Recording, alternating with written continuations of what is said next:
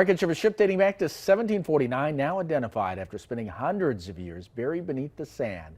This pile of wood, first seen in 2024 on an island in Scotland, is now believed to be the wreckage of a British vessel once known as the HMS Hind. After 18 months of examination, archaeologists revealed the ship to be the former 6th-rate 24-gun frigate built in 1749 for use by the British Royal Navy. Archaeologists say the HMS Hind saw action during the sieges of Louisbourg and Quebec during the late 1750s, then taking part in the American Revolutionary War in the 1770s.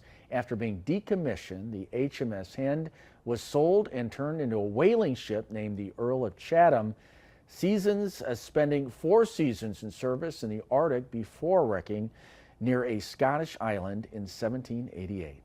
Stay with us. We'll be right back.